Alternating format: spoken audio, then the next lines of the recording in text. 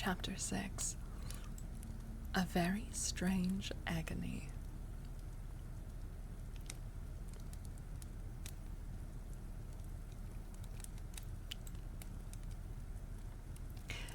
When we got into the drawing room, and I'd sat down to our coffee and chocolate, although Carmilla did not take any, she seemed quite herself again, and Madame and Mademoiselle de la Fontaine joined us, and made a little card party, in the course of which Papa came in for what he called his dish of tea.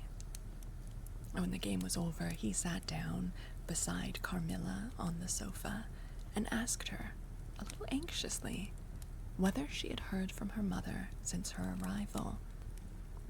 She answered, no. He then asked whether she knew where a letter would reach her at present. I cannot tell, she answered ambiguously. But I have been thinking of leaving you. You have already been too hospitable and too kind to me. I've given you an infinity of trouble, and I should wish to take a carriage tomorrow and post in pursuit of her. Well, I know where I should ultimately find her, although I dare not tell you yet. But you must not dream of any such thing, exclaimed my father, to my great relief. We cannot afford to lose you so, and I won't consent to your leaving us, except under the care of your mother, who was so good as to consent to your remaining with us till she herself should return. I should be quite happy if I knew that you had heard from her, but this evening the accounts of the progress of the mysterious disease that has invaded our neighborhood grow even more alarming, and my beautiful guest, I do feel the responsibility, unaided by advice from your mother, very much. But I shall do my best, and one thing is certain, that you must not think of leaving us without her distinct direction to that effect. We should suffer too much in parting from you to consent to it easily. Thank you, sir, 1,000 times for your hospitality, she answered, smiling bashfully. You have all been too kind to me. I've seldom been so happy in all my life before as in your beautiful chateau, under your care and in the society of your dear daughter. So he gallantly, in his old-fashioned way, kissed her hand, smiling and pleased at her little speech. I accompanied Carmilla, as usual, to her room, and sat and chatted with her while she was preparing for bed. Do you think, I said at length, that you will ever confide fully in me? She turned round, smiling, but made no answer, only continued to smile on me. You won't answer that? I said. You can't answer pleasantly. I ought not to have asked you. You were quite right to ask me that, or anything. Oh, you do not know how dear you are to me, or you could not think any confidence too great to look for. But I am under vows, no none half so awfully, and I dare not tell you my story yet, even to you. The time is very near when you shall know everything. You will think me cruel, very selfish, but love is always selfish. The more ardent, the more selfish. How jealous I am, you cannot know. You must come with me, loving me to death, or else hate me and still come with me, and hating me through death and after. There is no such word as indifference in my apathetic nature. Now, Carmilla, you're going to talk your wild nonsense again, I said hastily. Not I, silly little fool as I am, and full of whims and fancies. For your sake, I'll talk like a sage. Were you ever at a ball? No, how you do run on. What is it like? How charming it must be. I almost forgot. It is years ago. I laughed. You are not so old. Your first ball can hardly be forgotten yet.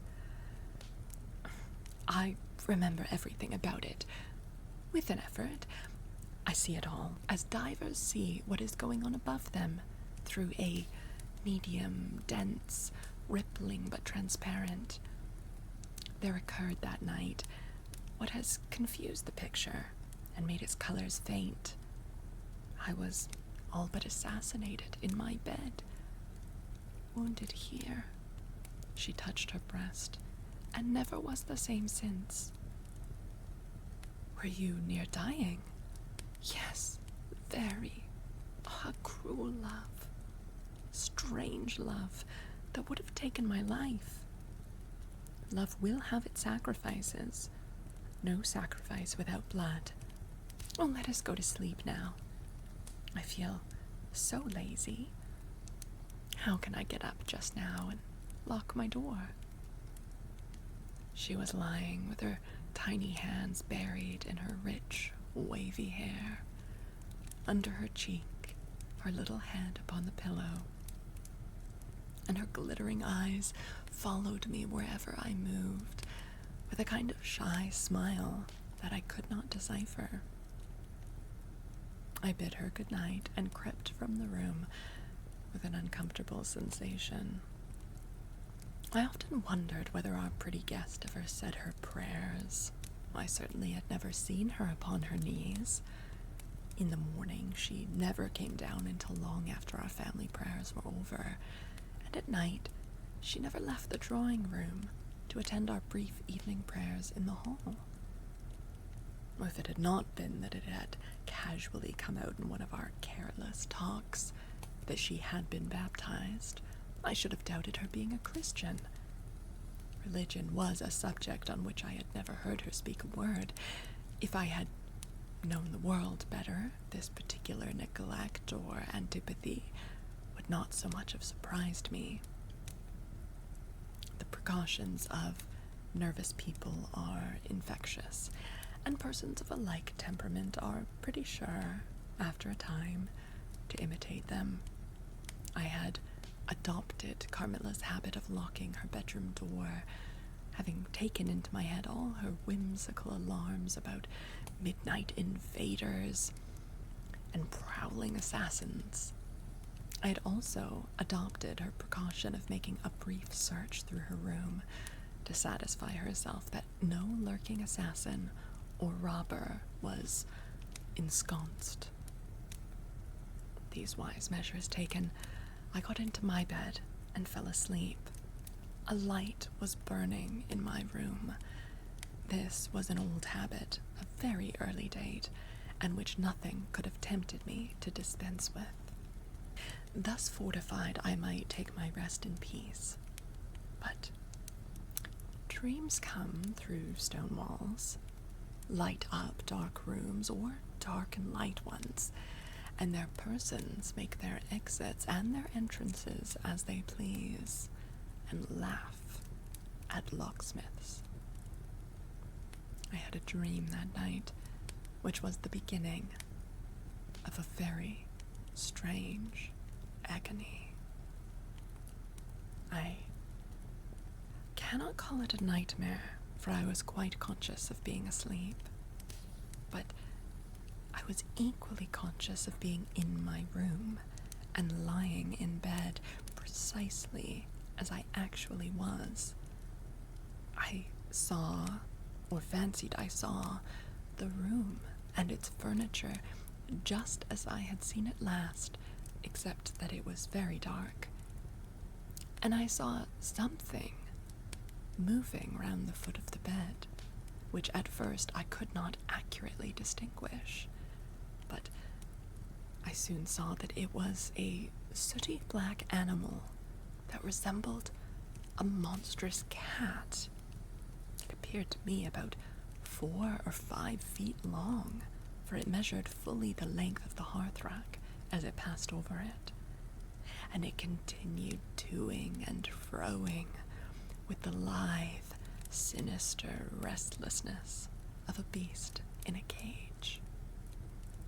I could not cry out, although, as you may suppose, I was terrified. Its pace was growing faster, and the room rapidly darker and darker, and at length so dark that I could no longer see anything of it but its eyes. I felt it spring lightly on the bed. The 2 broad eyes approached my face, and suddenly I felt a stinging pain, as if 2 large needles darted an inch or 2 apart deep into my breast. I waked with a scream. The room was lighted by the candle that burnt there all through the night, and I saw a female figure standing at the foot of the bed, a little at the right side.